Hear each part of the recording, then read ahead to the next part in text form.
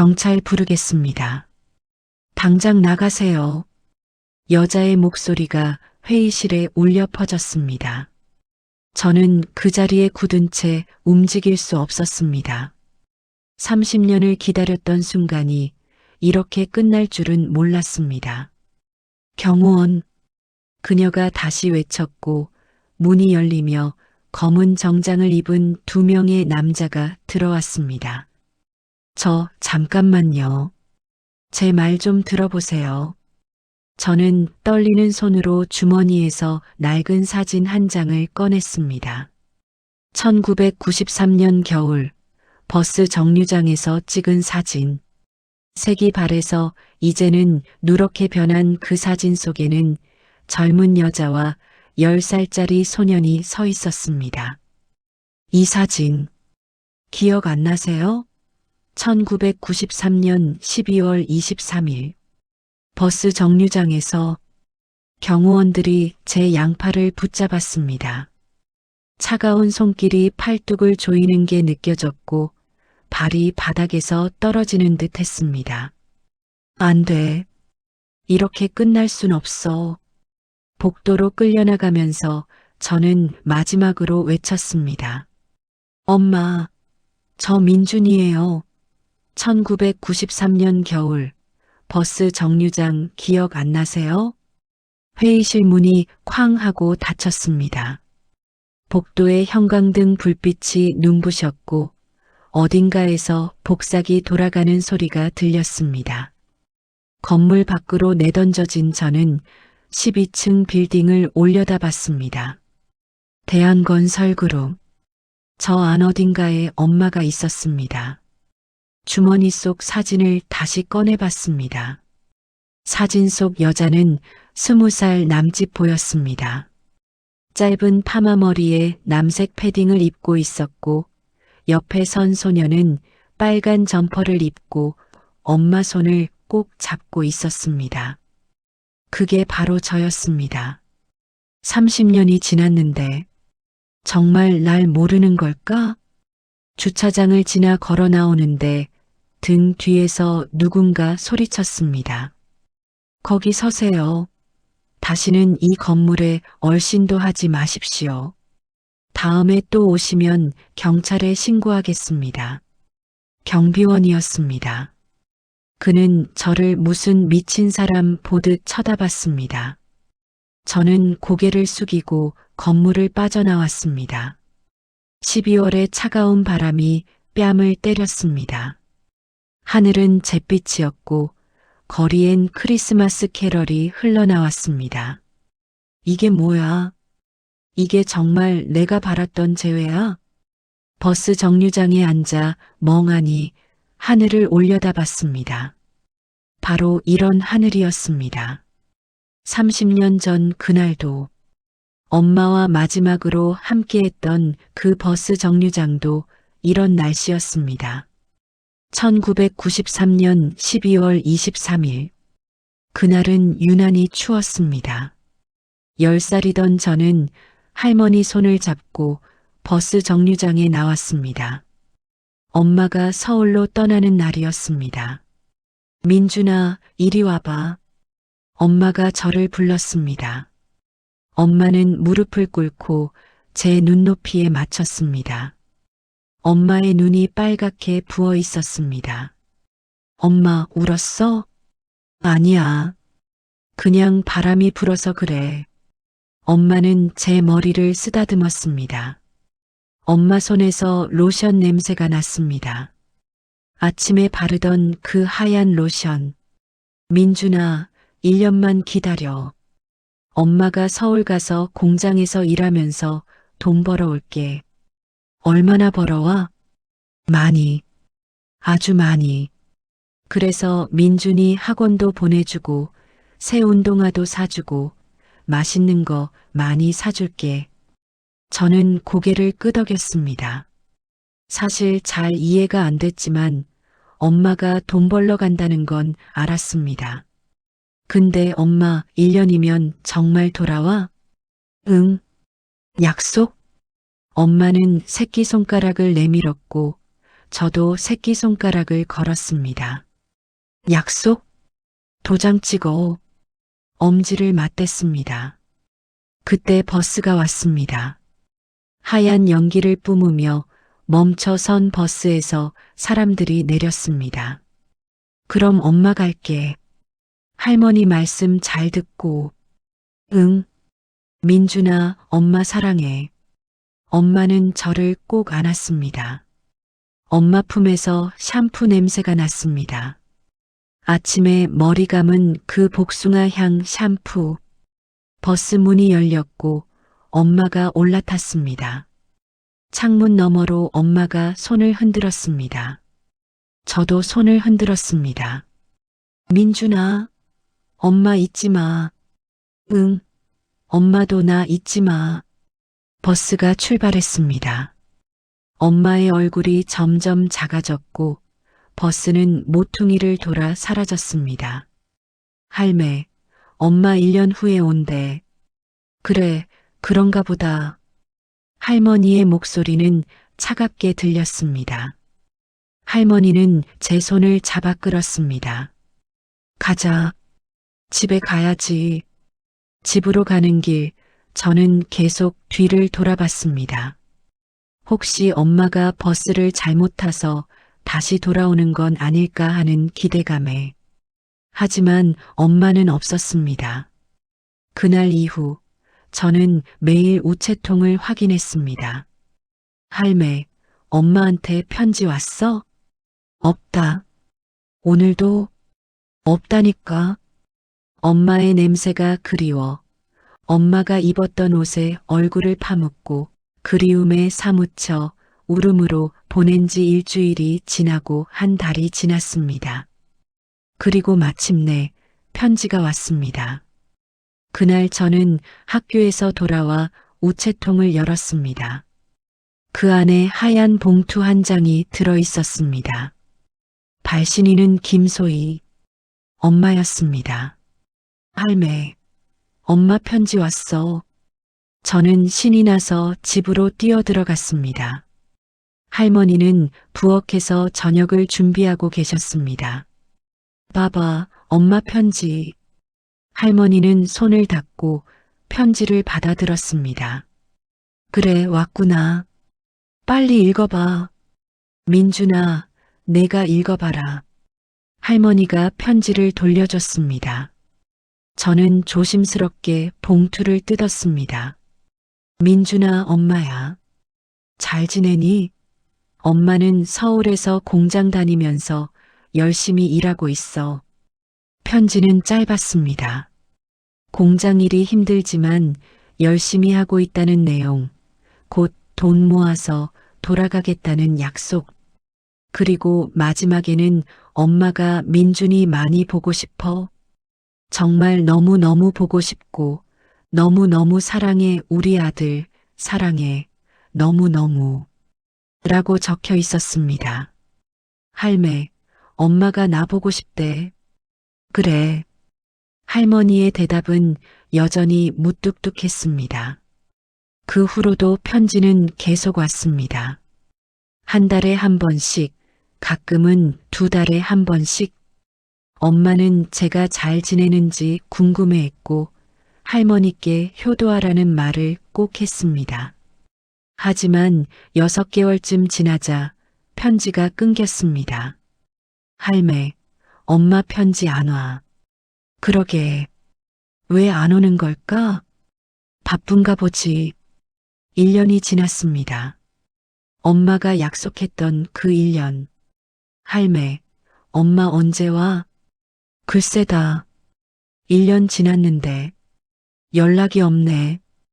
2년이 지나고 3년이 지났습니다. 저는 더 이상 우체통을 확인하지 않았습니다. 어느 날 용기를 내서 물었습니다. 할매, 엄마가 날 버린 거야? 할머니는 한참을 말이 없다가 대답했습니다. 그런가 보다. 서울 가서 잘 먹고 잘 사나 보지. 우릴 버리고. 그 말을 듣는 순간 가슴 한편이 무너지는 것 같았습니다.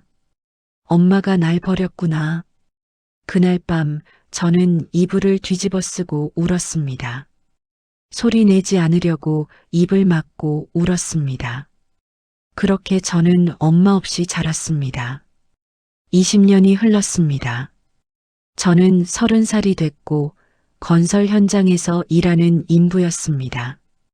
고등학교를 졸업하고 대학에 가고 싶었지만 돈이 없었습니다. 할머니의 식당 일만으로는 생활비를 대기도 빠듯했습니다. 민준아, 오늘 야근이다. 괜찮지? 네, 현장 소장님. 고생이 많아. 젊은 애가 이런 데서 고생하네. 괜찮습니다. 사실 괜찮지 않았습니다. 매일 새벽 6시에 일어나 밤 10시에 집에 돌아오는 생활. 온몸이 쑤시고 허리는 끊어질 것 같았습니다. 하지만 견뎌야 했습니다. 이게 제 삶이었으니까. 어느 날 현장에서 일하다가 사고가 났습니다. 위에서 떨어진 자재가 제 어깨를 스쳤고 저는 그 자리에 쓰러졌습니다. 아, 민준이, 괜찮아? 동료들이 달려왔습니다. 다행히 크게 다치지는 않았지만 어깨에 깊은 상처가 생겼습니다. 병원에 실려갔고 의사는 말했습니다. 2주 정도 쉬셔야 합니다. 무리하면 안 됩니다. 2주요? 그럼 일 걱정은 나중에 하시고 일단 치료부터 받으세요. 병원비는 산재보험으로 처리됐지만 2주간 일을 못하는 건 문제였습니다. 수입이 끊기는 거니까요. 집에 돌아왔을 때 할머니가 깜짝 놀랐습니다. 민준아, 이게 무슨 일이야? 괜찮아요, 할매. 그냥 좀 부딪혔어요. 어디 보자. 아이고, 이게 뭔. 병원은 갔어? 갔어요. 2주만 쉬면 된대요. 할머니는 한숨을 쉬었습니다. 하필이면 이런 일이. 저축한 돈 있지? 조금요. 그걸로 버텨야겠네. 그날 밤 누워서 천장을 바라봤습니다. 30살. 이렇게 살다가 나는 언제 제대로 된 삶을 살 수 있을까? 엄마가 있었다면 달랐을까? 문득 그런 생각이 들었습니다. 엄마가 약속대로 1년 후에 돌아왔다면 제 인생이 달라졌을까? 아니야. 생각해봤자 소용없어. 엄마는 날 버렸어. 그렇게 스스로를 다독이며 잠들었습니다. 2주 후 병원에서 퇴원 허가를 받았습니다. 하지만 현장으로 돌아가는 대신 저는 다른 결심을 했습니다. 이렇게 평생 남 밑에서 일할 순 없어. 내 사업을 해야겠어. 10년간 모은 돈이 3천만 원 정도 있었습니다. 많지 않았지만 시작할 수는 있었습니다. 고등학교 동창 성우를 찾아갔습니다. 민준아, 오랜만이다. 어쩐 일이야? 성우는 지금 작은 무역회사에서 일하고 있었습니다. 성우야, 나 사업 시작하려고. 사업? 무슨? 건설업. 10년간 현장에서 일했으니까 노하우는 있어. 와, 대단한데? 근데 자본금은? 3천 있어. 3천으로 회사 차릴 수 있어? 작게 시작하면 돼. 일단 소규모 공사부터 따내고. 성우는 고개를 끄덕였습니다. 그래, 도전해봐. 내가 도와줄 수 있는 건 도와줄게. 고마워. 그렇게 저는 민성건설을 설립했습니다. 사무실은 작은 원룸, 책상 하나, 의자 둘. 그게 전부였습니다. 직원은 저 혼자, 대표이자 영업이자 현장 관리자. 처음엔 작은 일들만 따냈습니다. 주택 보수 공사, 소규모 인테리어. 하루 벌어 하루 먹고 사는 수준이었습니다. 하지만 포기하지 않았습니다. 2년이 지나자 조금씩 자리를 잡아갔습니다. 작은 프로젝트들을 성실하게 마무리하면서 평판이 쌓였습니다. 직원도 3명으로 늘었습니다. 대표님, 이번 달 매출 괜찮네요. 그래, 다들 고생 많았어. 35살이 됐을 때 회사는 안정기에 접어들었습니다. 그해 겨울 할머니가 돌아가셨습니다. 2013년 가을, 할머니의 상태가 조금씩 좋아지고 있었습니다. 중풍으로 쓰러지신 후 재활치료를 열심히 받으신 덕분에 이제는 짧은 문장 정도는 말씀하실 수 있었습니다. 민준아, 네 할매, 미안하다. 왜요? 내가 고생이 많구나. 괜찮아요. 할매만 건강하시면 돼요. 할머니는 제 손을 꼭 잡았습니다. 주름진 손이 따뜻했습니다. 그해 겨울 할머니가 돌아가셨습니다. 너무 갑작스러웠습니다. 재활치료도 잘 받고 계셨고 상태도 좋아지고 있었는데 어느 날 아침 병실에 갔더니 할머니는 조용히 눈을 감고 계셨습니다. 할매. 하지만 할머니는 대답이 없었습니다. 장례를 치렀습니다. 조문객은 많지 않았습니다. 동네 이웃 몇 분, 현장에서 알던 선배들, 회사 직원들. 그게 전부였습니다. 3일장을 치르고 빈집으로 돌아왔습니다. 텅 빈 집이 너무 넓게 느껴졌습니다. 할머니가 앉아 계시던 안방, 할머니가 설거지하시던 부엌. 모든 게 낯설었습니다. 이제 나 혼자구나. 소파에 털썩 주저앉았습니다. 며칠 후 할머니 유품을 정리하기 시작했습니다.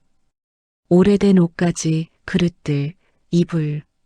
하나하나 정리하다 보니 눈물이 났습니다. 안방 벽장을 열었습니다. 그 안에는 할머니의 옷들이 개켜져 있었습니다.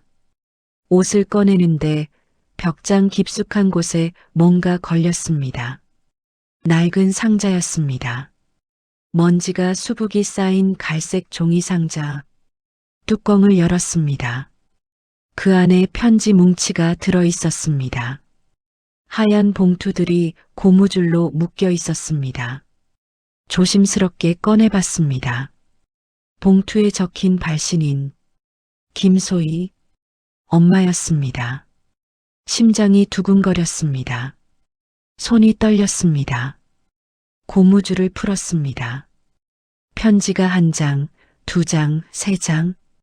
세어보니 총 30통이었습니다. 30통?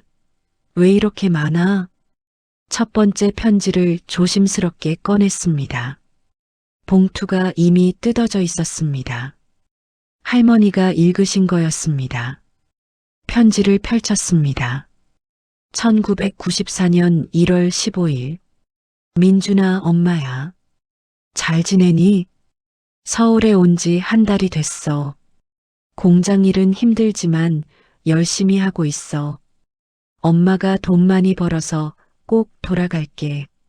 민준아, 엄마가 너 많이 보고 싶어? 매일 밤 내 얼굴이 생각나. 편지는 짧았습니다. 하지만 엄마의 마음이 느껴졌습니다. 두 번째 편지를 꺼냈습니다.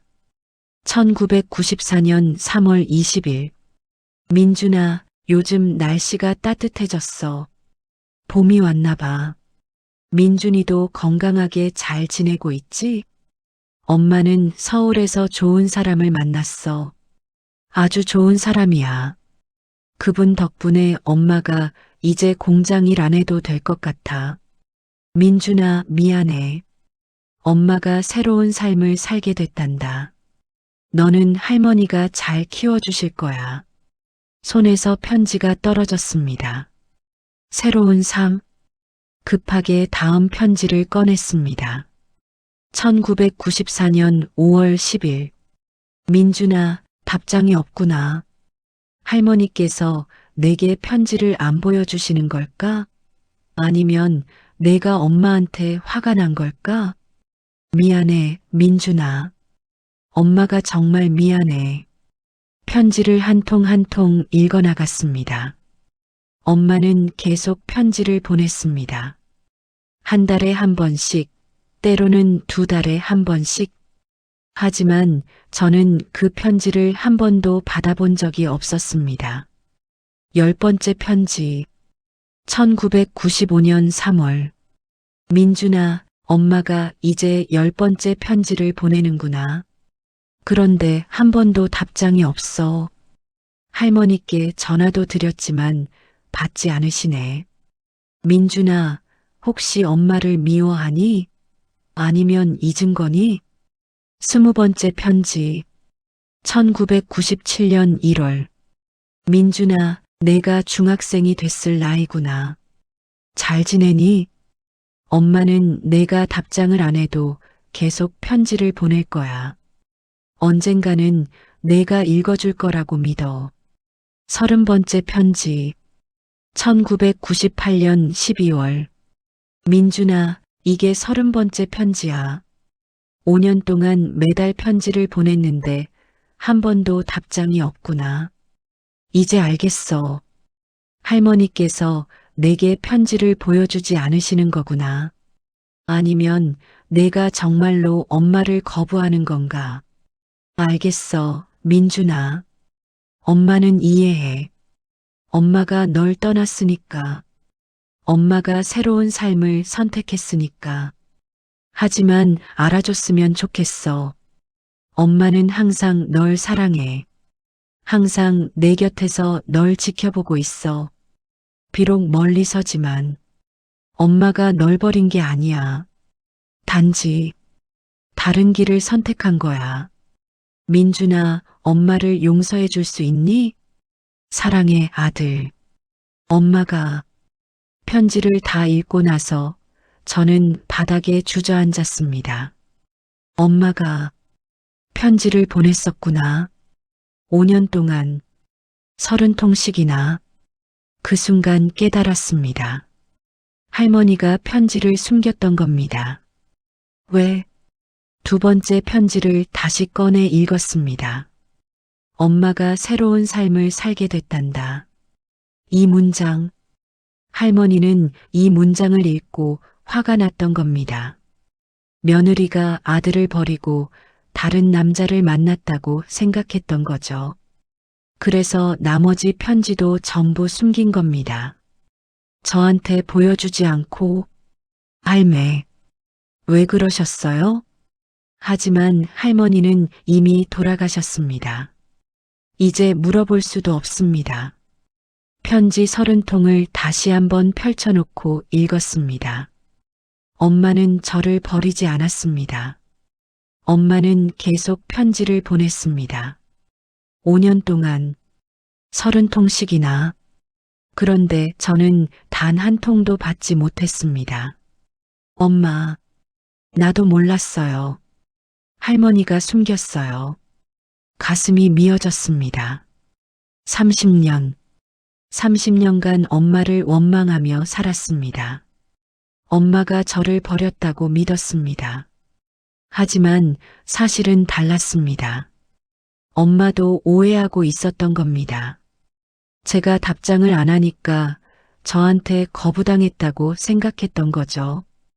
이 모든 게 오해였어. 그날 밤 저는 편지 30통을 안고 울었습니다. 소리내서 울었습니다. 30년 만에 처음으로. 다음 날 아침, 눈을 떴을 때 편지들이 바닥에 흩어져 있었습니다. 어젯밤 울다가 그대로 잠들었나 봅니다. 일어나서 편지를 다시 주워 모았습니다. 하나하나 날짜 순서대로 정리하며 다시 읽었습니다. 엄마는 날 버리지 않았어. 그렇다면 엄마는 지금 어디 있을까? 마지막 편지는 1998년이었습니다. 그로부터 15년이 지났습니다. 엄마는 지금 살아계실까? 어디서 뭘 하고 계실까? 갑자기 엄마가 보고 싶어졌습니다. 30년 만에 처음으로 진심으로 편지 봉투를 자세히 살펴봤습니다. 발신 주소가 적혀 있었습니다. 서울특별시 강남구 청담동 123-45 청담동. 지도를 검색해 봤습니다. 청담동은 서울에서도 부촌으로 유명한 곳이었습니다. 엄마가 청담동에 살았다고? 하지만 15년 전 주소입니다. 지금도 거기 사실 리는 없겠죠. 그래도 가보기로 했습니다. 성우에게 전화했습니다. 성우야, 나 서울 좀 다녀올게. 갑자기 왜? 엄마 찾으려고. 엄마, 무슨? 간단히 설명했습니다. 편지를 발견한 것, 엄마를 찾기로 한 것. 민준아, 조심해. 15년 전 주소면 이미 이사 갔을 수도 있어. 알아. 그래도 가봐야겠어. 회사는 직원들한테 맡겼어. 며칠만 다녀올게. 다음 날 서울행 버스를 탔습니다. 4시간이 걸렸습니다.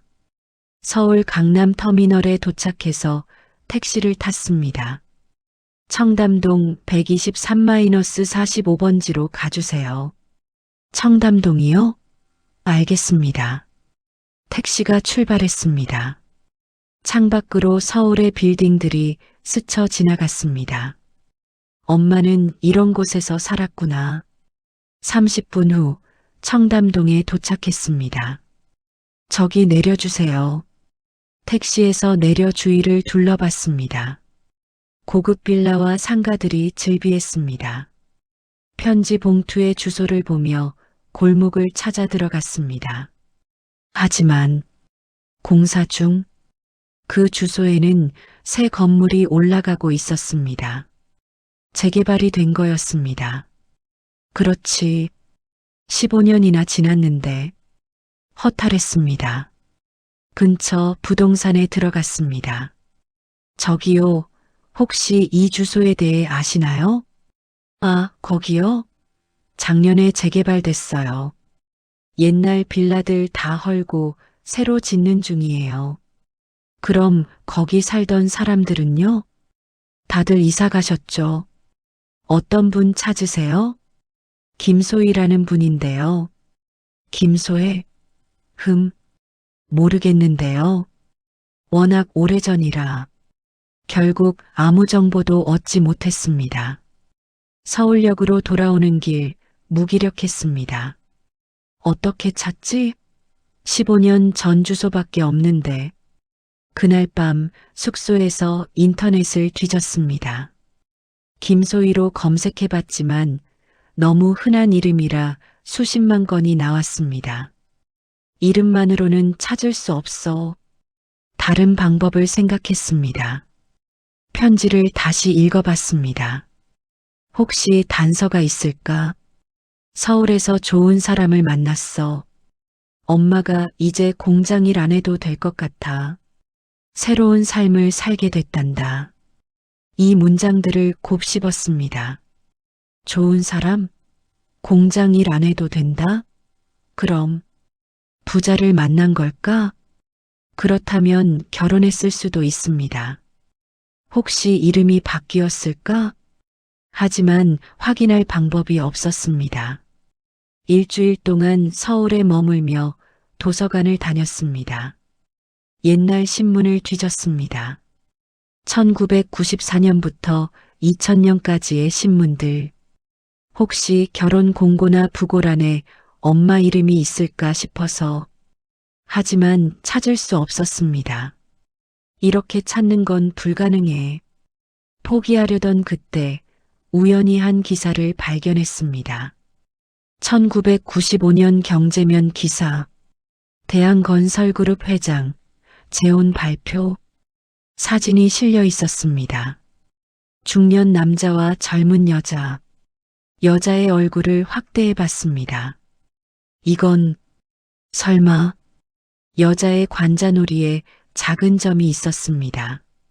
엄마도 관자놀이에 점이 있었습니다. 하지만 사진이 너무 작아서 확실하지 않아 기사를 더 읽어봤습니다. 대한건설그룹 김진수 회장이 김소혜 씨와 재혼했다고 밝혔다. 김 씨는 회장의 집에서 가정부로 일하다 만났다고. 김소혜, 심장이 뛰었습니다. 가정부, 엄마가 서울 와서 가정부로 일했을까? 편지를 다시 봤습니다. 공장에서 일한다고 했지만 실제로는 가정부였을 수도 있습니다. 할머니한테 자존심 상해서 거짓말했을 수도. 이 사람이 엄마일까? 하지만 확신할 수 없었습니다. 사진도 너무 작고 흐릿했습니다. 그날 밤 대한건설그룹을 검색했습니다. 대기업이었습니다. 건설업계에서 10위권 안에 드는 회사.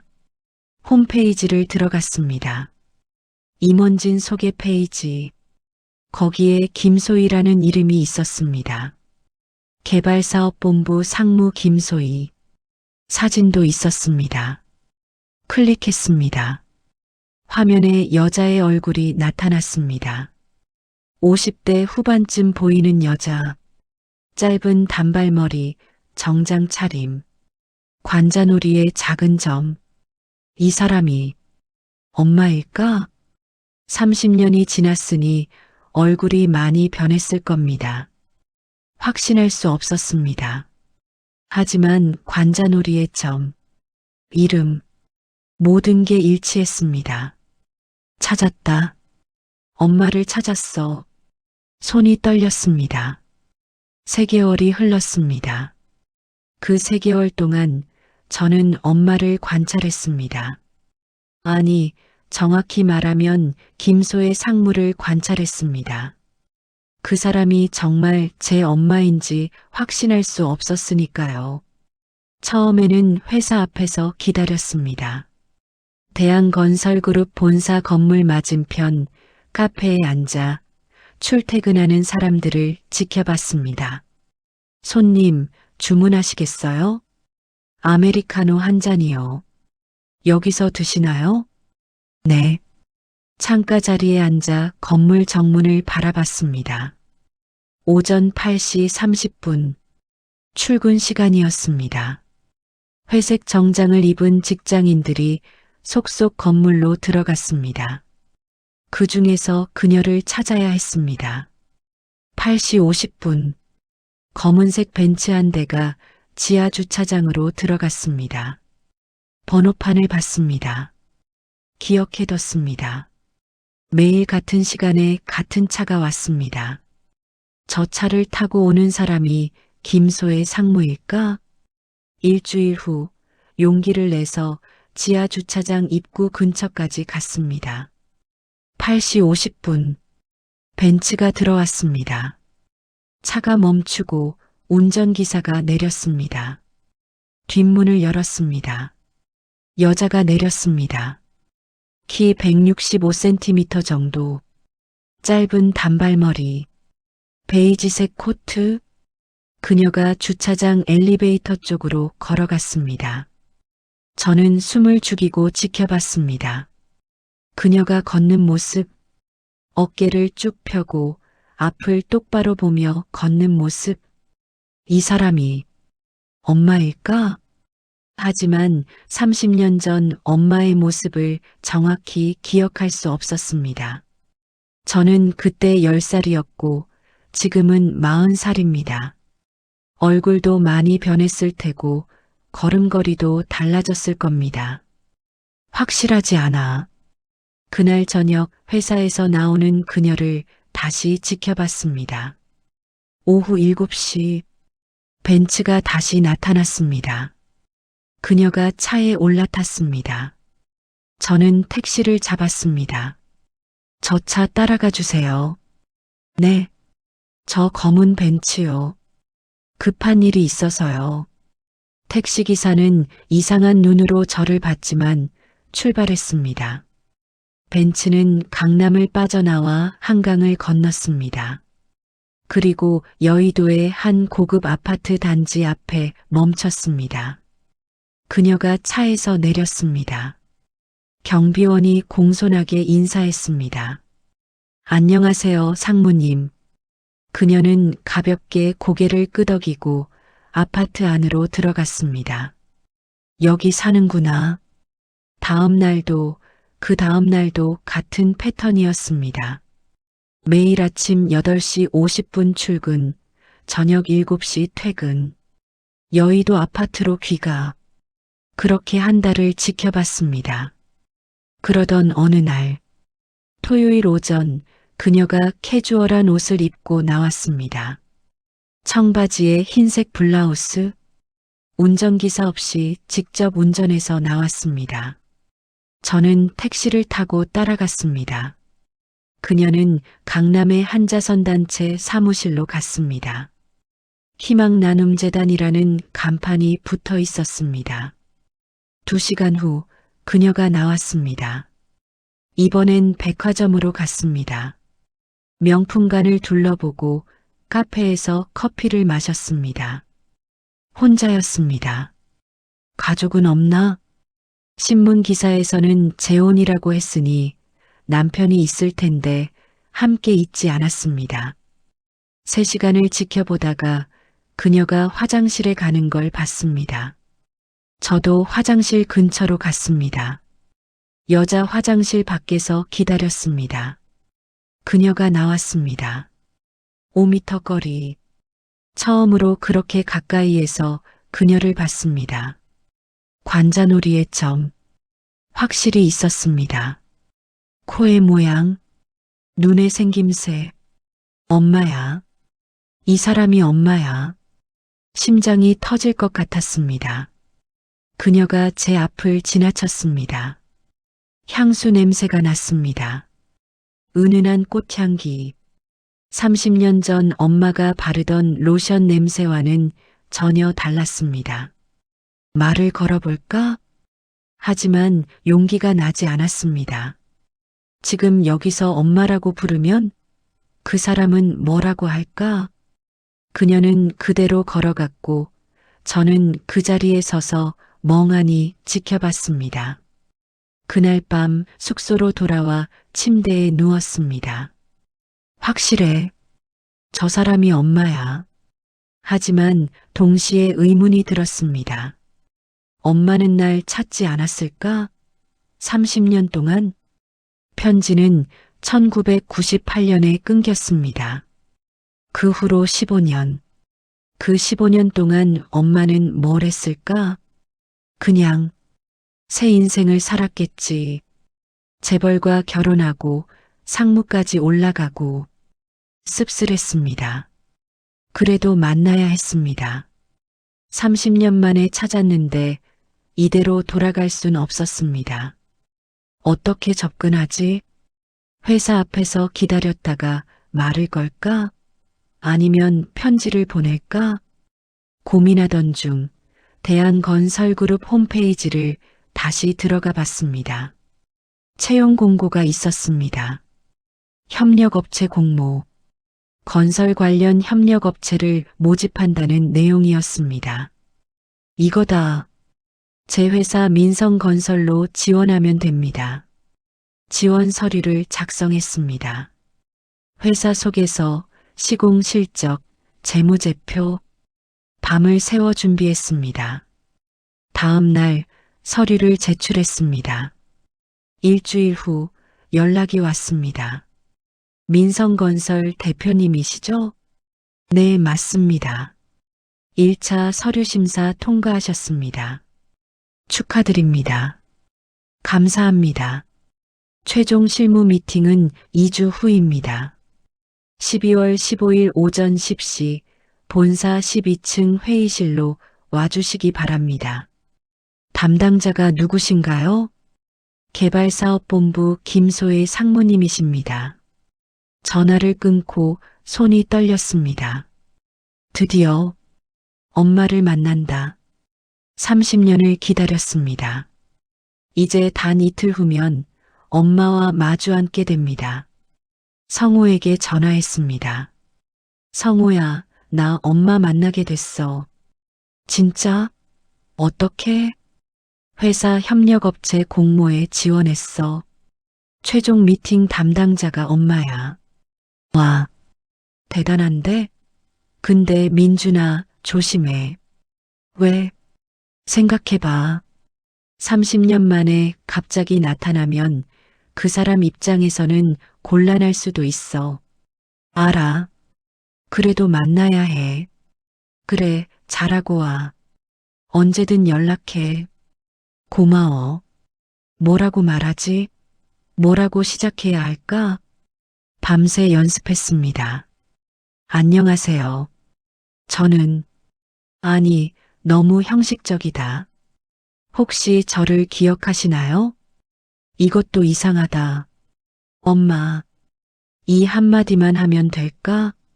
하지만 확신이 서지 않았습니다. 정말 저 사람이 나를 알아볼까? 날 반길까? 12월 15일. 그날 아침 일찍 일어났습니다. 잠을 거의 못 잤습니다. 거울을 봤습니다. 얼굴이 상했습니다. 눈 밑에 다크서클이 진했습니다. 면도를 하고 샤워를 했습니다. 평소 입던 정장을 입었습니다. 괜찮아. 30년을 기다렸잖아. 오전 9시 대한건설그룹 본사에 도착했습니다. 로비는 웅장했습니다. 높은 천장, 대리석 바닥, 화려한 샹들리에. 엄마는 이런 곳에서 일하는구나. 엘리베이터를 타고 12층으로 올라갔습니다. 복도를 걷는데 다리에 힘이 없었습니다. 회의실 앞에 도착했습니다. 문패에 제2회의실이라고 적혀 있었습니다. 심호흡을 했습니다. 괜찮아. 30년을 기다렸잖아. 이제 만나면 돼. 문을 열었습니다. 회의실 안에는 큰 타원형 테이블이 있었고 3명이 앉아 있었습니다. 안녕하세요. 민성건설 대표 김민준입니다. 어서 오세요. 앉으시죠. 중년 남자가 말했습니다. 잠시 후에 상무님이 오실 겁니다. 저는 테이블 한쪽에 앉았습니다. 10분 후 문이 열렸습니다. 여자가 들어왔습니다. 베이지색 정장, 짧은 단발머리, 김소의 상무, 엄마였습니다. 심장이 멈추는 것 같았습니다. 그녀는 테이블 맞은편에 앉았습니다. 저를 쳐다보지도 않고 서류를 펼쳤습니다. 그럼 시작하겠습니다. 민성건설 측에서 제출하신 제안서를 검토했는데요. 그녀의 목소리, 30년 만에 듣는 엄마의 목소리. 하지만 차가웠습니다. 사무적이었습니다. 미팅은 30분간 진행됐습니다. 그녀는 한 번도 제 눈을 제대로 쳐다보지 않았습니다. 서류만 보며 질문했습니다. 귀사의 시공 경력이 다소 부족해 보이는데 이 부분에 대해 어떻게 생각하시나요? 저희가 규모는 작지만 품질에는 자신 있습니다. 구체적인 레퍼런스가 있나요? 질문에 답하면서 계속 그녀를 쳐다봤습니다. 관자놀이의 점, 코의 모양, 입술의 선, 틀림없었습니다. 엄마야. 이 사람이 내 엄마야. 미팅이 끝났습니다. 오늘 미팅은 여기까지 하겠습니다. 결과는 일주일 내로 통보해 드리겠습니다. 사람들이 일어섰습니다. 그녀도 일어나 나가려고 했습니다. 지금이야. 지금 말하지 않으면 기회가 없어. 저도 벌떡 일어났습니다. 저기요. 그녀가 멈춰 섰습니다. 뒤를 돌아봤습니다. 네. 처음으로 그녀가 저를 똑바로 쳐다봤습니다. 그 순간 그녀의 눈이 잠깐 흔들렸습니다. 알아봤나? 주머니에서 사진을 꺼냈습니다. 30년 전 버스 정류장 사진. 혹시 이 사진 속분 맞으시죠? 사진을 그녀에게 내밀었습니다. 그녀는 사진을 봤습니다.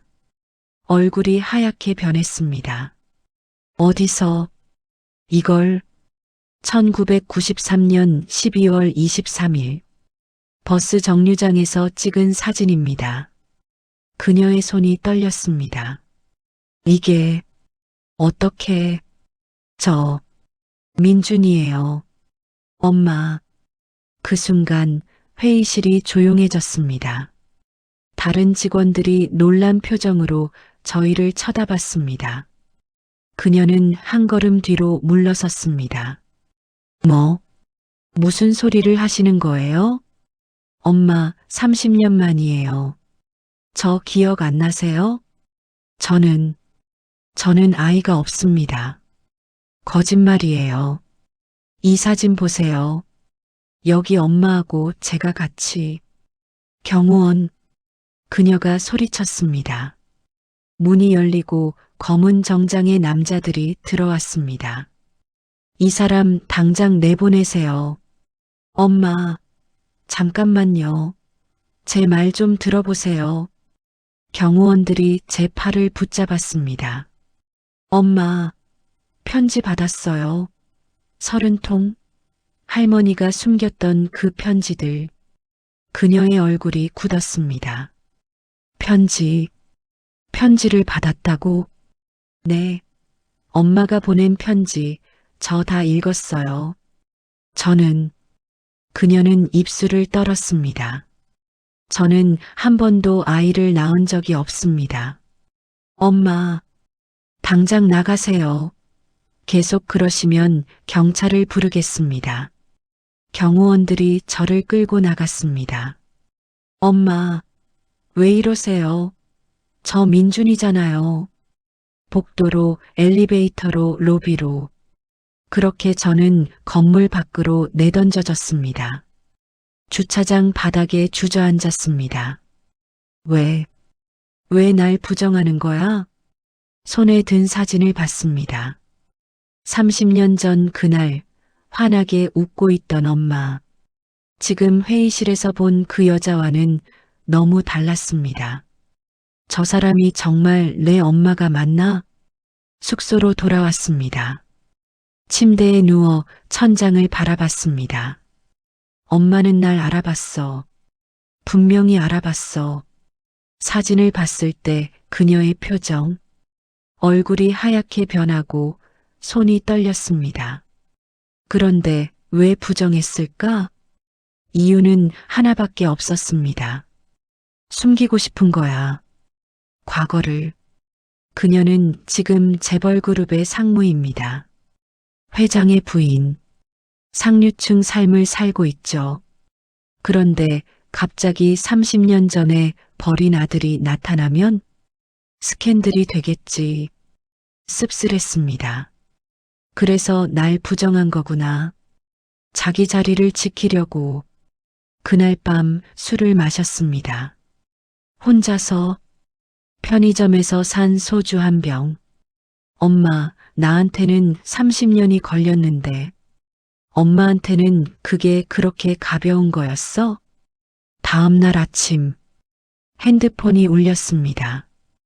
회사 직원이었습니다. 대표님, 큰일 났어요.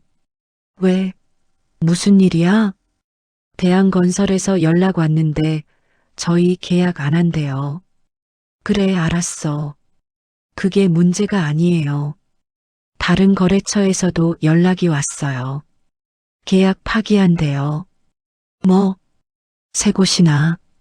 다들 갑자기 계약을 취소한다는 거예요. 이유도 안 되고. 순간 정신이 번쩍 들었습니다.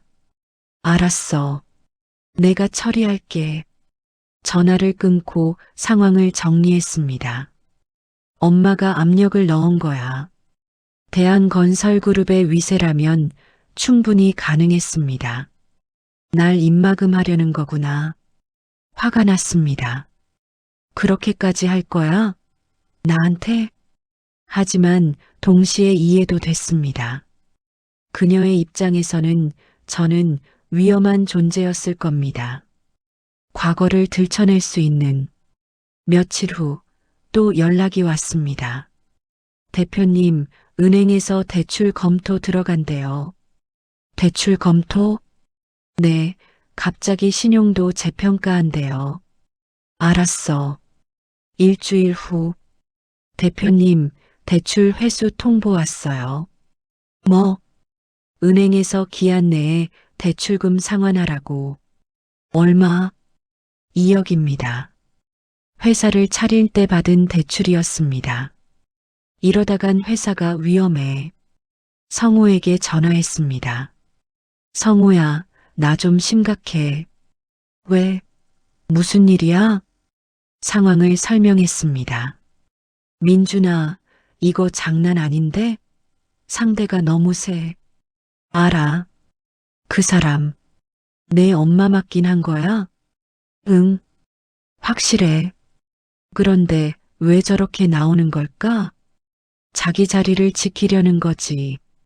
성우는 한숨을 쉬었습니다. 민준아, 솔직히 말할게. 이거 계속 가면 회사 위험해. 알아. 내 생각엔 법적인 방법을 찾아봐야 할 것 같아. 법적인 방법? 응. DNA 검사라든지 가족관계 증명이라든지. 그럼 더 스캔들이 커지잖아. 그래도 내 권리는 찾아야지. 하지만 저는 그러고 싶지 않았습니다. 엄마와 싸우고 싶지 않아. 그날 밤 편지를 다시 꺼냈습니다. 30통의 편지. 편지를 보낼까? 그래, 편지. 엄마가 보냈던 30통의 편지. 그걸 복사해서 보내면 엄마도 알 거예요. 제가 진짜 민준이라는 걸. 다음 날 복사를 했습니다. 30통 전부. 그리고 큰 봉투에 넣어서 등기우편으로 보냈습니다. 수신인 대한건설그룹 개발사업본부 김소의 상무. 메모도 한 장 넣었습니다. 엄마, 이 편지들 할머니가 30년간 숨겼어요. 저는 엄마가 저를 버렸다고 생각했어요. 하지만 엄마도 저한테 거부당했다고 생각했죠. 우린 30년간 서로를 오해했습니다. 이제 그 오해를 풀고 싶어요. 만나주세요. 민준 올림. 편지를 붙이고 기다렸습니다. 하루, 이틀, 3일. 연락이 없었습니다. 일주일이 지났습니다. 여전히 연락이 없었습니다. 엄마, 편지 받았을 텐데. 왜 연락이 없는 거예요? 2주가 지났을 때 회사 상황은 더 악화됐습니다. 거래처 5곳이 계약을 파기했고 은행은 대출 회수를 독촉했습니다. 직원들에게 월급을 못 줄 지경이었습니다. 대표님, 우리 회사 괜찮은 거죠? 괜찮아. 조금만 기다려줘. 하지만 괜찮지 않았습니다. 이러다간 정말 회사가 문 닫겠어. 그날 밤 멍하니 앉아 있었습니다. 포기해야 하나? 엄마를, 회사를. 그때 핸드폰이 울렸습니다. 모르는 번호였습니다. 여보세요? 상대방이 말이 없었습니다. 여보세요? 누구세요? 숨소리만 들렸습니다. 엄마, 예요? 그 순간 목소리가 들렸습니다. 내일 남산타워로 나와주실 수 있을까요? 울먹이는 목소리. 엄마였습니다. 오후 2시 남산타워 전망대 앞 벤치에서 엄마, 내일 보시죠. 전화가 끊겼습니다. 손이 떨렸습니다. 엄마가 만나자고 했어. 30년 만에 드디어 다음 날 오후 1시에 남산타워에 도착했습니다. 1시간 일찍. 너무 긴장돼서 일찍 나왔습니다. 케이블카를 타고 올라갔습니다. 12월의 서울. 하늘은 맑았습니다. 전망대 앞 벤치에 앉았습니다. 사람들이 오갔습니다. 연인들, 가족들, 관광객들 모두 행복해 보였습니다. 나도 곧 엄마를 만나. 시계를 봤습니다. 1시 30분. 또 봤습니다. 1시 45분. 2시. 사람들을 둘러봤습니다. 그녀가 보였습니다. 베이지색 코트를 입고 천천히 걸어오고 있었습니다. 선글라스를 끼고 모자를 눌러쓰고. 저는 일어났습니다. 그녀가 가까이 왔습니다. 민준이? 엄마. 30년 만에 엄마가 제 이름을 불렀습니다. 가슴이 뭉클했습니다. 앉자. 우리는 벤치에 나란히 앉았습니다. 한참 동안 아무 말이 없었습니다. 그녀가 먼저 말을 꺼냈습니다. 편지. 받았어. 네. 30통 다. 읽었니? 네. 그녀는 선글라스를 벗었습니다. 눈이 빨갛게 부어 있었습니다. 울었나 봅니다. 민준아, 미안해. 엄마, 30년 동안 엄마가 정말 미안해. 그녀의 목소리가 떨렸습니다. 할머니가 편지를 숨겼다는 거 몰랐어. 나는 내가 답장을 안 해서 내가 날 거부하는 줄 알았어. 저도 몰랐어요. 엄마가 편지를 보냈다는 걸. 할머니가 다 숨겼어요. 할머니는 돌아가셨어요. 2013년에. 그녀는 고개를 숙였습니다. 그랬구나. 바람이 불었습니다. 차가운 겨울바람. 엄마, 왜 날 부정했어요? 회의실에서. 그녀는 한참 동안 대답하지 않았습니다. 무서웠어. 무서워요? 응. 내가 나타나면 모든 게 끝날까봐. 모든 게요?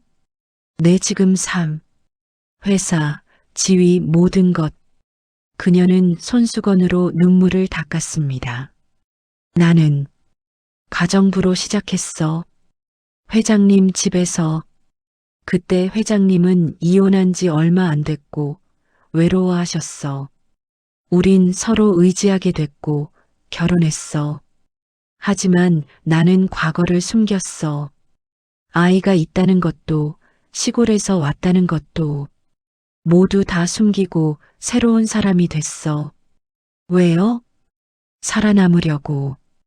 이 세계에서, 재벌가에서 살아남으려면 과거가 없어야 해. 흠이 없어야 해. 그녀는 저를 쳐다봤습니다. 민준아, 엄마가 이기적인 거 알아. 널 버리고 새 삶을 선택한 거. 아니에요. 엄마는 편지를 보냈잖아요. 30통씩이나. 하지만 답장이 없으니까. 포기했어? 너도 날 포기했다고 생각했어. 저도 엄마가 절 버렸다고 생각했어요. 미안해. 우리는 한참을 말없이 앉아 있었습니다. 엄마, 저 지금 회사가 위험해요. 응? 계약들이 다 취소됐어요. 은행에서도 대출 회수하래요. 그게 다 내 때문이구나. 엄마가 압력을 넣었나요? 그녀는 고개를 끄덕였습니다. 미안해. 나는 내가 입을 막으려고. 이제 어떻게 하면 돼요? 뭐? 엄마, 저 어떻게 하면 돼요? 30년 만에 엄마를 찾았는데 이제 어떻게 해야 하는 거예요? 그녀는 고개를 숙였습니다. 민준아, 엄마가 할 수 있는 건 뭐예요? 돈을 줄게. 내가 다시 시작할 수 있게. 돈이요? 응. 얼마가 필요해? 3억? 5억? 그 이상도 가능해. 순간 가슴이 철렁했습니다. 엄마, 저한테 돈을 주겠다고요? 응. 그리고 미안하지만 우리 가족 앞에서는 이 얘기를 하지 말아줘. 제발. 가족이요? 회장님, 그리고 회사 사람들. 그럼 저는 그냥 돈만 받고 사라지라는 거예요? 민준아, 30년 만에 만났는데 돈으로 해결하려는 거예요? 미안해. 엄마가 할 수 있는 건 그것뿐이야. 저는 벌떡 일어났습니다. 엄마, 전 돈이 필요한 게 아니었어요. 그럼 뭐? 엄마가 필요했어요. 30년 동안 엄마가 그녀는 울먹였습니다. 미안해. 정말 미안해. 이제 알겠어요. 엄마는 정말로 날 버린 거였네요. 30년 전에. 민준아. 저는 뒤돌아 걸어갔습니다. 민준아. 잠깐만. 뒤에서 엄마가 소리쳤지만 돌아보지 않았습니다. 남산타워를 내려왔습니다. 눈물이 났습니다. 이게 끝인가? 숙소로 돌아왔습니다. 침대에 누워 천장을 바라봤습니다. 결국 이렇게 끝나는구나. 30년을 기다렸는데 결국 엄마가 선택한 건 돈이었습니다. 저를 선택한 게 아니라 돈으로 해결하려는 거였습니다. 엄마한테 나는 그 정도 존재야. 씁쓸했습니다. 핸드폰이 울렸습니다. 모르는 번호. 받지 않았습니다. 또 울렸습니다. 같은 번호. 받았습니다. 여보세요? 민준 씨? 여자 목소리였습니다. 엄마가 아니었습니다. 네, 누구세요? 저는 대한건설 비서실 차장 이수진입니다. 무슨 일이세요? 상무님께서 부탁하신 게 있어서요. 내일 오전 10시에 저희 회사로 와주시겠어요? 무슨 일인데요? 상무님께서 드릴 말씀이 있으시답니다. 알겠습니다. 전화를 끊었습니다. 엄마가 부른 거야. 왜? 다음 날 대한건설그룹 본사에 갔습니다. 이번엔 회의실이 아니라 12층 비서실로 안내받았습니다. 여기서 잠시 기다려주세요. 비서가 말하고 사라졌습니다. 10분 후 문이 열리고 엄마가 들어왔습니다. 민준아, 왜 부르셨어요? 엄마는 책상 위에 서류 봉투를 올려놓았습니다. 이거 뭐예요? 수표야. 10억? 내가 다시 시작할 수 있게. 회사도 살리고 대출도 갚고. 저는 봉투를 쳐다보지도 않았습니다. 싫어요. 민준아, 제발 받아줘. 이게 엄마가 할 수 있는 전부야. 전부요? 엄마가 할 수 있는 게 돈밖에 없어요? 그게 아니라, 그럼 뭐예요? 왜 같이 살자고 안 해요? 왜 우리 이제 가족이 되자고 안 해요? 엄마는 입술을 깨물었습니다. 그럴 수 없어. 왜요? 회장님이 알면 모든 게 끝나. 그럼 말하면 되잖아요. 저한테 아들이 있다고. 과거에 실수가 있었다고. 안 돼. 절대 안 돼. 엄마의 목소리가 높아졌습니다. 왜 안 돼요? 뭐가 그렇게 중요해요? 상무 자리요? 재벌 부인 자리요? 넌 몰라. 이 세계가 얼마나 무서운지. 엄마가 소리쳤습니다. 한번 흠이 생기면 끝이야. 다들 날 짓밟을 거야. 가정부 출신이 회장 꼬셔서 상무까지 올라갔다고 비웃을 거야. 그래서 저를 버리는 거예요? 버리는 게 아니야. 그럼 뭐예요? 돈 주고 내쫓는 게 버리는 게 아니면 뭐예요? 엄마는 얼굴을 손으로 가렸습니다. 미안해. 정말 미안해. 저는 서류 봉투를 집어들고 찢었습니다. 수표가 바닥에 떨어졌습니다. 전 엄마의 돈 필요 없어요. 민준아, 필요한 건 엄마였어요. 엄마, 30년 동안. 그리고 민주는 가져온 종이 쇼핑백을 두고 나왔습니다. 그 종이 쇼핑백 안에는 30년 전 엄마가 보고프고 그리울 때 얼굴을 파묻고 그렇게 울어댔던 엄마의 살냄새가 남아있는 낡은 하얀색 블라우스였습니다. 그러곤 문을 열고 나갔습니다. 복도를 걸어 나오는데 갑자기 누군가 앞을 막아섰습니다. 검은 정장을 입은 남자, 경호원이었습니다. 잠깐만요. 비켜주세요. 상무님께서 당신을 더 이상 만나지 않겠답니다. 다음에 또 오시면 경찰에 신고하겠습니다. 이게 무슨 상무님 명령입니다. 경호원은 제 어깨를 밀었습니다. 나가세요. 저는 비틀거리며 뒤로 물러났습니다. 엄마가 이렇게까지 엘리베이터를 타고 내려갔습니다. 로비를 지나 밖으로 나왔습니다. 차가운 바람이 얼굴을 때렸습니다. 이제 정말 끝이구나. 그날 이후 일주일이 지났습니다. 회사 직원들한테서 전화가 왔습니다. 대표님, 죄송해요. 정말 죄송해요. 왜? 무슨 일이야?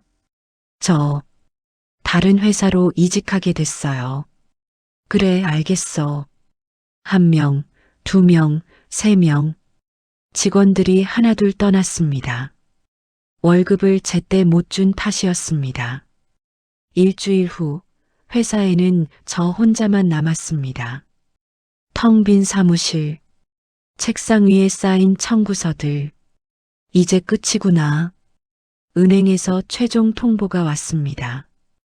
김민준 대표님, 대출금 2억을 이번 주 금요일까지 상환하지 않으시면 법적 조치에 들어갑니다.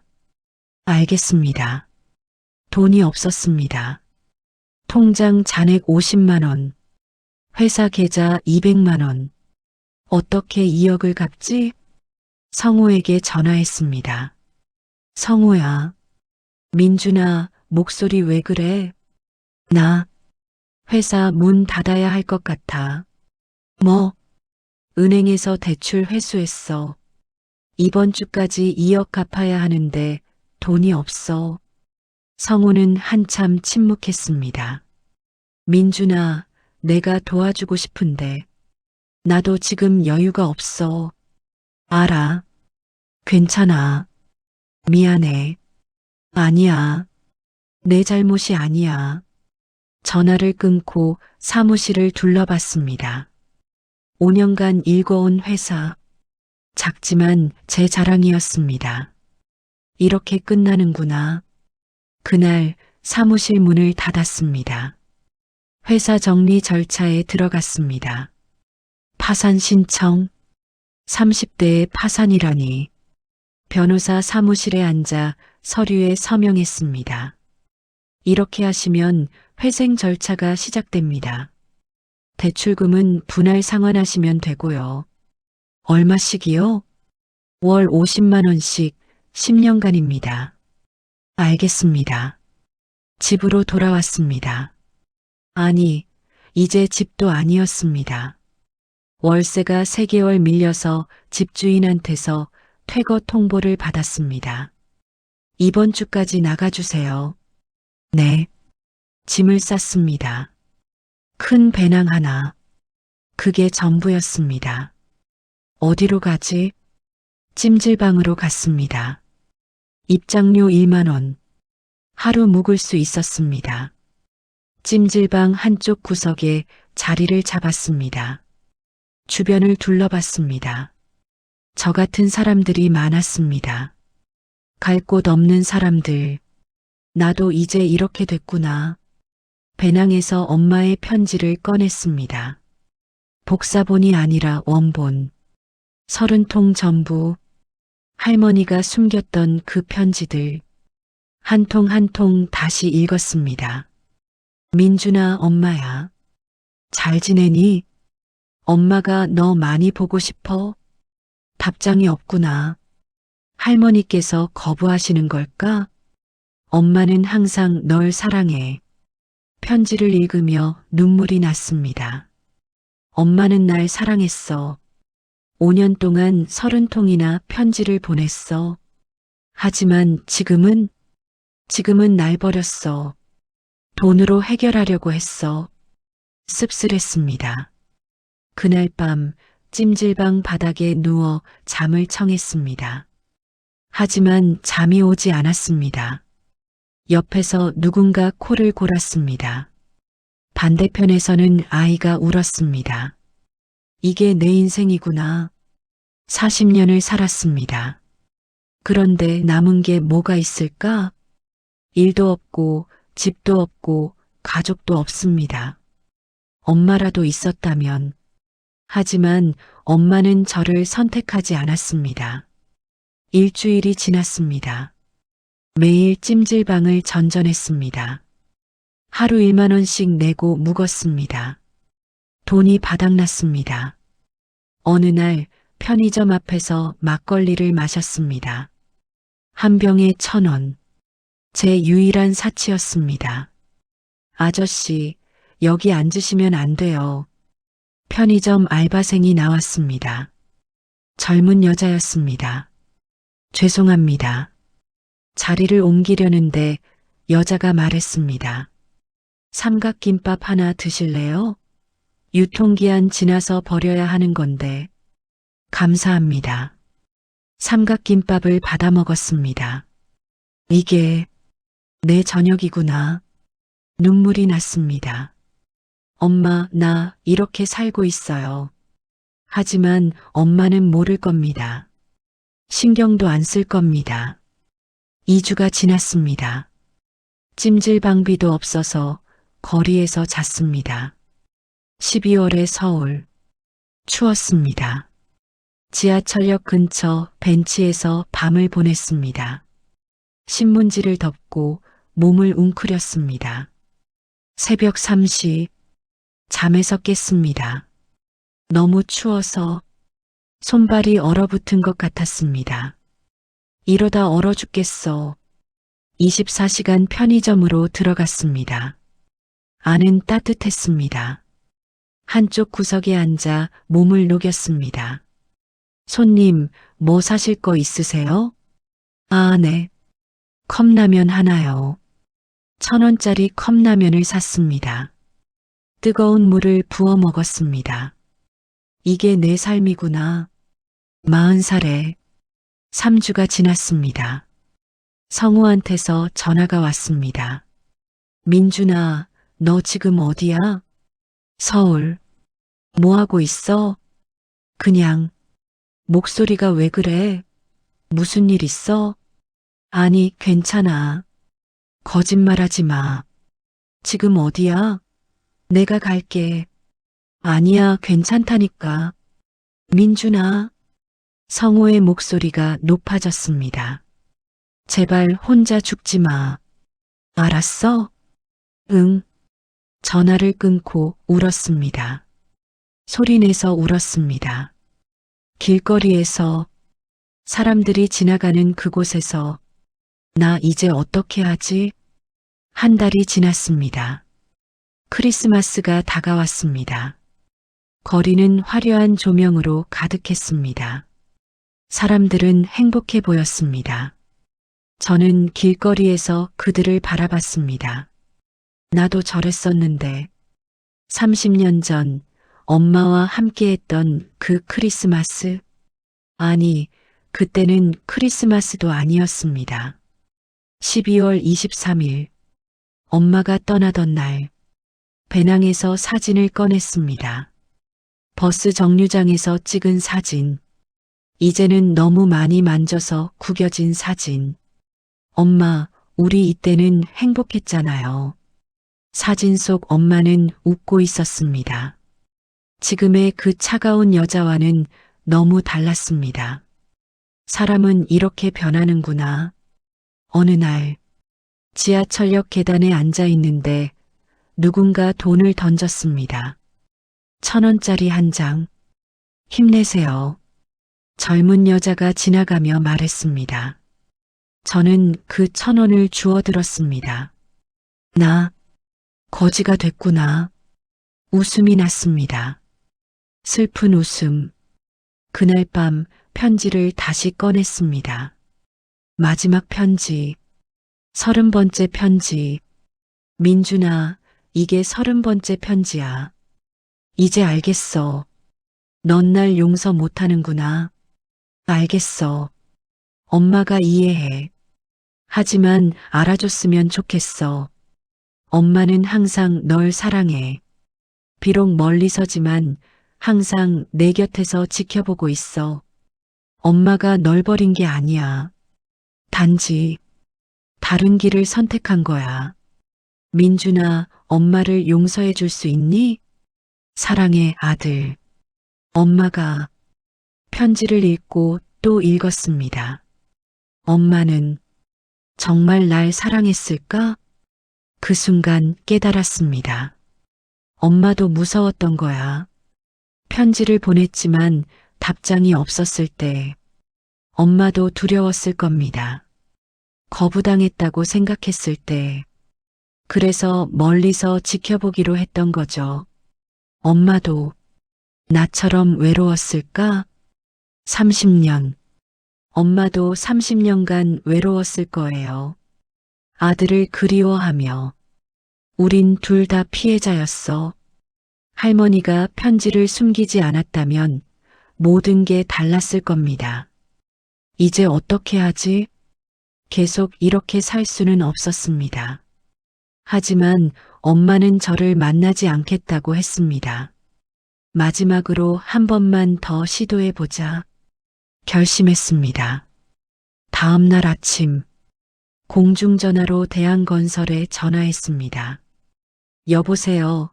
김소혜 상무님 계신가요? 누구시죠? 지인입니다. 상무님은 지금 자리에 안 계십니다. 그럼 언제 오시나요? 회의 중이셔서 오후에나 가능하실 것 같은데요. 알겠습니다. 전화를 끊었습니다. 직접 찾아갈 수는 없어. 경호원들이 막을 거야. 다른 방법을 생각했습니다. 편지. 다시 편지를 보내기로 했습니다. 가까운 문구점에 들어갔습니다. 편지지 주세요. 어떤 걸로 드릴까요? 제일 싼 거요. 1,000원짜리 편지지를 샀습니다. 공원 벤치에 앉아 편지를 썼습니다. 엄마, 저 민준이에요. 한 달 동안 생각했어요. 엄마가 왜 그랬는지 이제 이해해요. 무서웠던 거죠? 과거가 들통나면 모든 걸 잃을까봐. 저도 이제 알아요. 무엇을 잃는다는 게 어떤 건지. 저도 지난 한 달 동안 모든 걸 잃었어요. 회사도, 집도, 돈도, 자존심도. 거리에서 자고 남의 돈을 받는 처지가 됐어요. 하지만 깨달았어요. 가장 잃고 싶지 않았던 건 엄마였어요. 엄마, 30년 동안 우린 서로를 오해했어요. 이제 그 오해를 풀고 싶어요. 만나주세요. 마지막입니다. 민준 올림. 편지를 봉투에 넣었습니다. 그리고 할머니가 숨겼던 편지 30통도 함께 넣었습니다. 원본을. 전부. 이게 내 마지막 카드야. 우체국에 가서 등기우편으로 보냈습니다. 수신인 대한건설그룹 개발사업본부 김소혜 상무. 요금이 5,000원입니다. 지갑을 열었습니다. 마지막 남은 돈 5,000원을 냈습니다. 이제 정말 끝이야. 우체국을 나왔습니다. 손에 남은 돈은 하나도 없었습니다. 배고프다. 하지만 먹을 수 없었습니다. 돈이 없으니까 공원 벤치에 앉아 하늘을 봤습니다. 12월의 하늘. 흐렸습니다. 엄마는 편지를 읽을까? 며칠이 지났습니다. 연락이 없었습니다. 일주일이 지났습니다. 여전히 연락이 없었습니다. 역시 안 되는구나. 포기하려던 그때 핸드폰이 울렸습니다. 배터리가 거의 다 됐습니다. 5% 남았습니다. 전화를 받았습니다. 여보세요? 상대방이 말이 없었습니다. 여보세요? 민준아. 엄마였습니다. 엄마, 편지 받았어. 네. 30통 다 넣었더구나. 원본을. 네. 그게 엄마 거니까요. 엄마는 한참 동안 말이 없었습니다. 숨소리만 들렸습니다. 민준아, 너 지금 어디야? 서울이요. 어디? 정확히 공원이요. 어느 공원? 남산 근처. 거기 있어. 내가 갈게. 엄마, 30분만 기다려. 전화가 끊겼습니다. 저는 벤치에 앉아 기다렸습니다. 20분 후 검은색 벤츠가 공원 입구에 멈췄습니다. 뒷문이 열리고 엄마가 내렸습니다. 엄마는 주위를 두리번거리다가 저를 봤습니다. 저를 향해 걸어왔습니다. 가까이 와서 엄마는 제 모습을 보고 얼어붙었습니다. 민준아, 너. 저는 한 달 동안 씻지 못했습니다. 옷도 빨지 못했습니다. 너. 이게 무슨. 엄마의 눈에 눈물이 고였습니다. 길거리에서 노숙을 한 거니? 네. 밥은? 편의점에서 얻어먹었어요. 엄마는 얼굴을 손으로 가렸습니다. 이게 다 내 잘못이구나. 아니에요. 제가 선택한 거예요. 민준아. 엄마가 저를 안았습니다. 30년 만에 엄마의 품에서 향수 냄새가 났습니다. 하지만 따뜻했습니다. 미안해. 정말 미안해. 엄마가 한 맺힌 듯 소리내어 가슴 아프게 울었습니다. 저도 소리내어 한없이 울었습니다. 공원 한가운데에서 엄마와 민주는 서로를 안고 그렇게 소리내어 울었습니다. 30년 동안 쌓인 눈물을 얼마나 울었을까. 엄마가 저를 놓았습니다. 가자. 일단 씻고 밥부터 먹어야지. 엄마, 내 차 타. 벤츠에 탔습니다. 운전기사가 놀란 표정으로 저를 봤습니다. 호텔로 가주세요. 네, 상무님. 차는 강남의 한 호텔로 향했습니다. 호텔 로비. 화려했습니다. 여기서 좀 기다려. 내가 방 잡아올게. 엄마가 프론트로 갔습니다. 5분 후 엄마가 카드키를 들고 돌아왔습니다. 가자. 엘리베이터를 타고 12층으로 올라갔습니다. 방문을 열었습니다. 스위트룸이었습니다. 여기서 씻어. 옷은. 잠깐만. 엄마가 전화했습니다. 여보세요? 남자 옷 좀 급하게 구해주실 수 있어요? 사이즈는. 저를 쳐다보며 사이즈를 말했습니다. 네, 30분 안에 호텔로 보내주세요. 전화를 끊고 엄마가 말했습니다. 일단 샤워부터 해. 내가 여기서 기다릴게. 욕실로 들어갔습니다. 거울을 봤습니다. 낯선 사람이 있었습니다. 수염이 덥수룩하고 머리는 헝클어져 있었습니다. 얼굴은 거뭇거뭇했습니다. 내가 이렇게 됐구나. 샤워를 했습니다. 뜨거운 물이 몸을 타고 흘러내렸습니다. 한 달 만에 제대로 하는 샤워였습니다. 비누로 몸을 닦고 샴푸로 머리를 감았습니다. 한참을 씻고 나왔습니다. 엄마가 준비해둔 새 옷이 침대 위에 놓여 있었습니다. 옷을 입었습니다. 거울을 다시 봤습니다. 조금은 사람 같아 보였습니다. 밖으로 나왔습니다. 엄마가 기다리고 있었습니다. 많이 나아졌네. 감사합니다. 배고프지? 뭐 먹고 싶어? 아무거나요. 엄마가 룸서비스를 주문했습니다. 30분 후 음식이 왔습니다. 스테이크, 파스타, 샐러드. 저는 포크를 들었습니다. 한 달 동안 제대로 된 음식을 먹어본 적이 없었습니다. 천천히 먹었습니다. 너무 빨리 먹으면 체할 것 같았습니다. 엄마는 저를 지켜보며 눈물을 닦았습니다. 민준아, 미안해. 괜찮아요. 괜찮을 리가 있어? 내가 이렇게 만든 거잖아. 엄마 잘못이 아니에요. 내 잘못이야. 내가 너를 거리로 내몬 거야.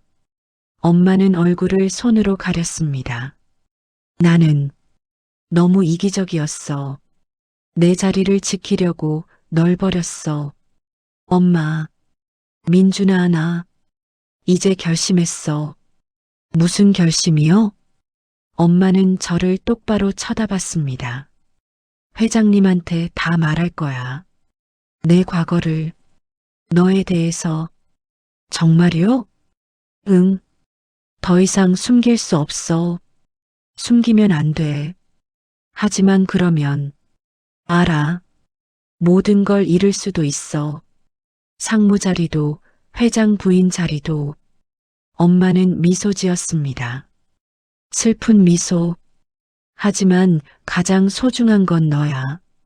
내 아들. 눈물이 났습니다. 엄마, 30년 늦었지만 이제라도 엄마가 할 거야. 제대로. 그로부터 일주일 후 성우를 만났습니다. 민준아, 오랜만이다. 성우는 저를 보고 깜짝 놀랐습니다. 너 완전 달라졌다. 무슨 일 있었어? 응, 긴 얘기야.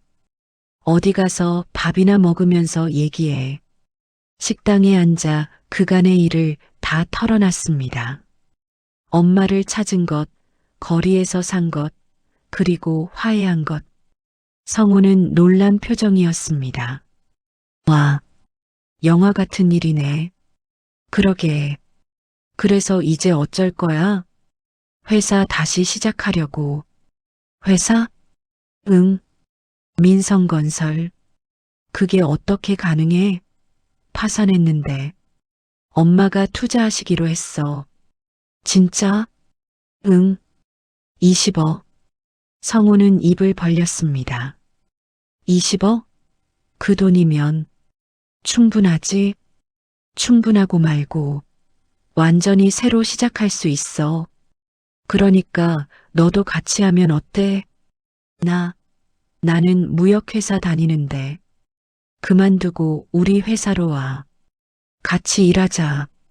성우는 잠시 생각하다가 고개를 끄덕였습니다. 그래, 해보자. 친구 잘 됐으면 좋겠어. 고마워, 성우야. 그렇게 우리는 다시 시작했습니다. 새 사무실을 구했습니다. 이전보다 큰 곳, 직원도 다시 뽑았습니다. 5명. 엄마는 고문으로 등록했습니다. 엄마, 이거 명함이에요. 우와, 명함 받아보기 몇 년 만이야? 명함에는 민성건설 고문 김소희라고 적혀 있었습니다. 엄마, 이제 진짜 시작이에요. 응, 그래. 진짜 시작이다. 일은 천천히 들어왔습니다. 대한건설과는 이제 관계가 없으니 다른 루트를 찾아야 했습니다. 엄마의 인맥이 도움이 됐습니다. 30년간 건설업계에 있었으니 아는 사람이 많았습니다. 민 고문님, 오랜만입니다. 부장님, 안녕하세요. 요즘 어디 계세요? 아들 회사에서 일해요. 아드님이 계셨어요? 네, 이번에 알게 됐어요. 사람들은 놀랐지만 엄마는 담담하게 말했습니다. 숨기지 않았습니다. 오히려 당당했습니다. 제 아들이 대표입니다. 잘 부탁드립니다. 3개월이 지났습니다. 회사는 안정적으로 자리를 잡아갔습니다. 작은 프로젝트지만 하나씩 완성해 나갔습니다. 어느 날 사무실에서 엄마와 커피를 마셨습니다. 민준아, 행복해? 네, 엄마. 엄마도 행복해. 정말요? 응. 30년 만에 처음으로 진짜 행복해. 엄마는 창밖을 바라봤습니다. 상무 자리에 있을 때는 항상 불안했어. 언제 들통날까? 언제 무너질까? 하지만 지금은 편해. 숨길 것도 없고 두려울 것도 없어. 엄마, 민준아, 고마워. 다시 돌아와줘서 전 그냥 엄마를 찾았을 뿐이에요. 그래도 고마워. 우리는 함께 웃었습니다. 엄마를 바라보며 행복하여 웃게 되면 나도 모르게 항상 눈물이 나왔습니다. 아직도 흘릴 눈물이 남았나 봅니다. 어느 날 우편물이 왔습니다. 발신인 대한건설그룹 김진수 회장. 엄마, 이거. 엄마가 편지를 열었습니다. 읽더니 조용히 웃었습니다. 뭐래요? 회장님이 화해하고 싶다는데. 정말요? 응. 시간이 좀 걸렸지만 이해하신다고. 그리고 미안하다고. 그럼 다시. 아니야. 회장님이랑은 이제 끝났어. 하지만 나쁘게 끝나지 않아서 다행이야. 엄마는 괜찮으세요? 응. 괜찮아. 이제 내 인생은 여기야. 너랑 함께. 그렇게 시간이 흘렀습니다. 6개월 후, 회사는 성장했습니다. 직원이 15명으로 늘었습니다. 프로젝트도 커졌습니다. 어느 날 엄마가 말했습니다. 민준아, 사무실 벽에 뭘 걸까? 뭐려? 그림이나 액자? 저는 가방에서 뭔가를 꺼냈습니다. 1993년 버스 정류장 사진. 이거요. 이걸? 네. 우리의 시작이잖아요. 엄마는 사진을 받아들고 한참을 바라봤습니다. 그리곤 눈물을 몰래 훔치곤 하였습니다. 그래. 우리의 시작. 우리는 사진을 액자에 넣어 사무실 벽에 걸었습니다. 손님들이 이거 보면 뭐라고 물어볼까? 그럼 말해주면 되죠. 이게 우리 이야기라고. 30년 걸린 이야기. 하지만 끝은 행복한. 엄마는 저를 안았습니다.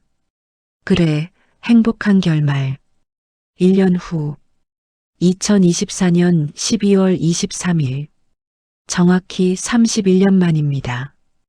엄마가 떠났던 그날로부터 민준아, 오늘이 무슨 날인지 알아? 네, 물론이죠. 31년 전 오늘 엄마가 너를 떠났어. 그리고 1년 전 오늘 우리가 다시 만났죠. 맞아. 우리는 버스를 타고 고향으로 내려갔습니다. 그 버스 정류장으로 31년 전 엄마와 마지막으로 작별했던 그곳. 버스 정류장은 그대로였습니다. 조금 낡았지만 여전히 그 자리에 있었습니다. 여기, 그대로네. 네. 우리는 벤치에 나란히 앉았습니다. 31년 전 그날처럼. 민준아, 그날 여기서 뭐라고 말했는지 기억나? 약속했잖아요. 1년 후에 돌아온다고. 맞아. 1년. 엄마는 웃었습니다. 그런데 31년이 걸렸네. 그래도 돌아오셨잖아요. 늦었지만. 아니에요. 제때 온 거예요. 바람이 불었습니다. 12월의 차가운 바람. 하지만 더 이상 춥지 않았습니다. 민준아. 네. 약속 하나 할까? 무슨 약속이요? 이제 다시는 떨어지지 말자. 네. 무슨 일이 있어도. 네, 엄마. 우리는 새끼손가락을 걸었습니다. 31년 전 그날처럼. 약속? 약속? 엄지를 맞댔습니다. 도장 찍어. 그때 버스가 왔습니다. 31년 전과 똑같은 시간. 하지만 이번엔 달랐습니다. 엄마가 떠나지 않았으니까요. 우리는 함께 버스를 바라봤습니다. 민준아, 이제 서울로 갈까? 같이요? 응, 같이. 네. 우리는 버스에 올랐습니다. 창밖으로 버스 정류장이 멀어졌습니다. 31년 전 이곳에서 시작된 이야기, 이제 다른 장소에서 계속됩니다. 하지만 이번에는 함께. 엄마. 응? 사랑해요. 엄마는 제 손을 꼭 잡았습니다. 나도 사랑해, 아들. 버스는 서울을 향해 달렸습니다. 창밖으로 겨울 풍경이 스쳐 지나갔습니다. 하지만 우리는 더 이상 춥지 않았습니다. 서로가 있으니까요. 30년의 오해, 30년의 외로움, 30년의 그리움. 이제 끝났습니다. 새로운 시작. 엄마와 아들의. 다음 날 사무실에 출근했습니다. 벽에 걸린 사진을 봤습니다. 1993년 버스 정류장 사진. 그 옆에 새로운 사진이 하나 더 걸려 있었습니다. 2024년 버스 정류장 사진. 같은 장소. 하지만 31년의 시간 차이. 사진 속에는 엄마와 제가 함께 웃고 있었습니다. 민준아, 커피 마실래? 네, 엄마. 엄마가 커피를 건네줬습니다. 오늘 회의 있지? 네, 오후 2시에. 잘하고 와. 네. 엄마도 같이 가시잖아요. 맞다. 우리 같이 가야지. 우리는 함께 웃었습니다. 사무실 창밖으로 햇살이 들어왔습니다. 따뜻했습니다. 엄마. 응? 행복해요. 나도. 앞으로도 계속 같이 있을 거죠? 당연하지. 약속했잖아. 네, 약속했죠. 우리는 커피를 마시며 창밖을 바라봤습니다. 서울의 풍경, 번화한 거리, 오가는 사람들, 그 모든 것이 아름다워 보였습니다. 왜냐하면 이제 혼자가 아니니까요. 30년 만에 엄마를 찾았으니까요. 그리고 이제 진짜 시작이니까요. 읽어주셔서 감사합니다. 이 이야기가 여러분의 마음에 작은 울림을 주었기를 바랍니다. 영상이 좋았다면 구독과 좋아요, 알림 설정 부탁드립니다. 다음에도 더 좋은 이야기로 찾아뵙겠습니다. 감사합니다.